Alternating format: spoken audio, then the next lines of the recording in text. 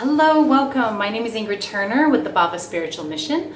I'm hopping on today to talk a little bit about integrity, what we mean by integrity, what it means to be in integrity, and what it feels like to be in integrity.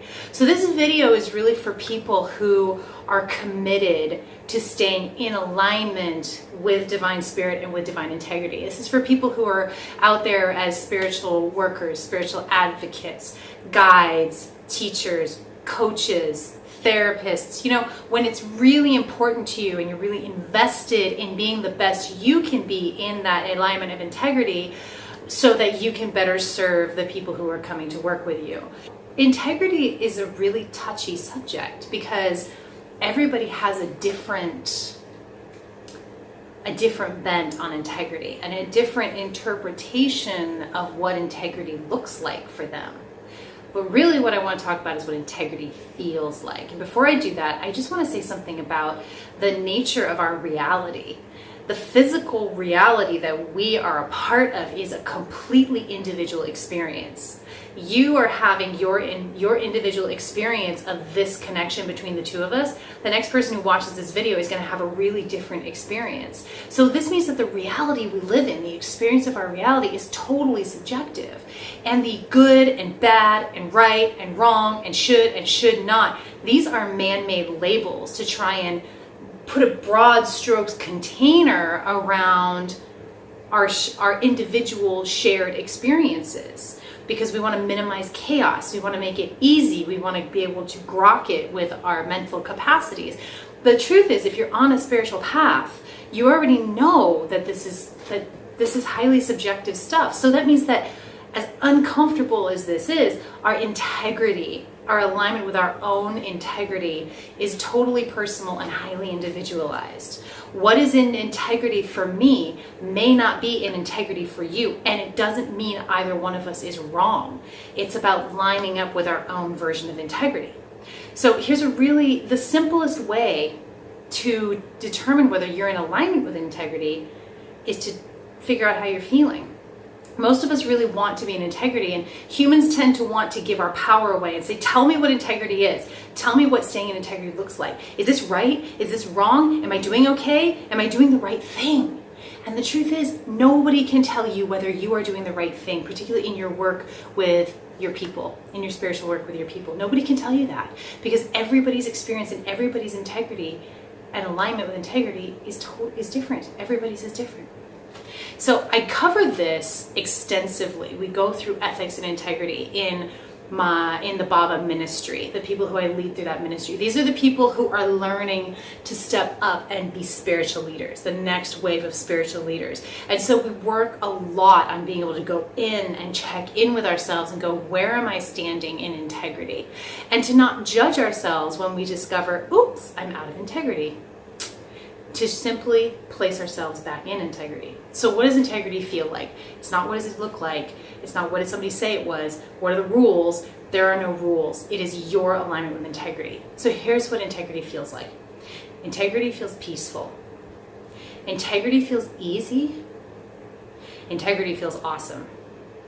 When you're out of integrity, when you're out of alignment, you're coming from a place of fear, maybe a place of scarcity, high emotions, projections, your stories. When you find yourself rationalizing and justifying and reasoning out your decision for something, for anything, you are out of integrity. It doesn't mean, when I say you're out of integrity, I don't mean you're trying to hurt anybody, necessarily. I don't mean you're doing it wrong even. It could be, quote, right.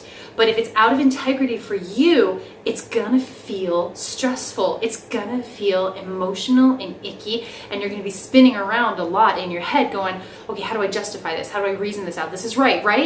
You're questioning. When you're in integrity, it's an easy decision because it's coming from your heart. There's peace around it. Even if it's a difficult decision, even if it's something that you don't want to make, you're still able to go in with that integrity and that peacefulness. Now, here's why it's so hard for us so often to get to that place of integrity. So much conditioning, that outer conditioning. When you were told as a child, this is right, this is wrong, this is good, this is bad, you're being bad, you're being, oh, good girl. That kind of thing comes up, and that is some intense programming, and that is the work right there. in our spiritual work, we have to be willing to keep going in and keep going in and keep churning it so that we can give ourselves the opportunity to sing through those layers of programming and emotions and guilt and shame and all the stuff that comes up and hit that integrity. And it's not going to be easy at first, especially if you're somebody who's really helpful. You're gonna be more of a people pleaser. It's gonna be like, can I have this? Yes. Is that in integrity? How does that really feel? Are you saying yes because you're afraid they won't like you if you don't? Are you trying to fit in? Are you trying to make someone else happy? Or are you saying yes because, oh, this feels good to give you. Yes, have it, take it. That's integrity. So integrity covers it really talks about your authenticity, being in your authenticity. Yes, we talk about not hurting people. We talk about doing right by people. That's integrity, to really being the best that we can be, showing up the best we can be for people.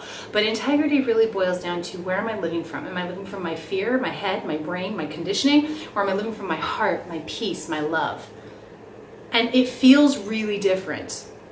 It feels really different. It's going to be really obvious the more that you practice one of these. And I want to give you a good example of what I mean by this from my own experience. When I was first starting out as a reader, my life had just fallen apart. So financially I was destitute. I had nothing, but I just had this calling to do readings for people. And I was really scared. I have a child to support. I didn't have what I had. I'd come from a $70,000 a year job to, whoom, okay, hard right turn. Let's do something completely different now. And so I was trying to build that. And I had a lot of fear around money and finances. That was a big one for me. So at one point, somebody booked a reading with me. Yay! And I show up and we sit across from each other and I'm doing the reading, and this woman's sitting there taking notes and nodding. Yes, okay. Looks like she's really dialed into what I'm saying. And then I finish up and she puts her pen down, she goes, that didn't make any sense to me at all. And my jaw just hit the floor because it did make sense to her. She was there, she was doing it. And I was pissed, for one, because I thought, this person is trying to take advantage of me. And I was scared, on the other hand, because it's like, oh my God, I already spent this money on a bill. She paid in advance for it. And so what did I do? The decision I made was, okay, take it or leave it. You've had my time. This is what I got. See if it comes clear later. Okay, bye. And she left clearly pissed. She was not happy. She didn't outright ask for a refund, but I think she expected me to offer it. And I didn't offer it. And I just kind of went, oh, that is just so messed up. Question, was I in integrity? No. Did I do the wrong thing? No. But my decision came from anger and fear, really fear. Came from a lot of anger and fear. Today, I have done more years of inner work and sinking through those layers and getting to that place. Today, I would say, so sorry that didn't make sense for you. We can do one of two things. We can reschedule, we could try again when perhaps I'm in a better space, or I can go ahead and refund you your money. Or if I really think she's trying to mess with me or, get something out of me and con me, I'll just give the money back. Here's why that's integrity for me. And it may not be an integrity for you, and that's okay. For me, there's why this is an integrity, because it feels so good to sever that energy. That's ick. I don't want anywhere in my sphere. And as I have overcome my fear and my scarcity and my anger and my shit, I can access that place of, oh, that's peace right there. I'll just give it back and just get rid of that, and it doesn't have to be in my life anymore. To this day, as you can see, because I'm telling this story, it will dog me.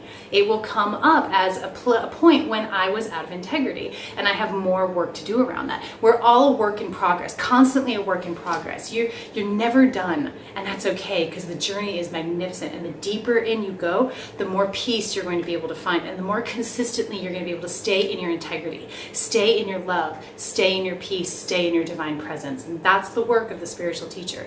We have to go in, keep going in, keep going back, keep getting vulnerable, keep checking our shit, keep evolving and expanding so that we can be of service to more and more and more people on this planet, because we are changing the world, and it starts with you and your integrity. Okay, I love you to death. Thank you so much for jumping on and listening to the spiel. I would love to hear your thoughts, your comments, your own perspective, because it's an individual experience. Share yours with me. Mwah!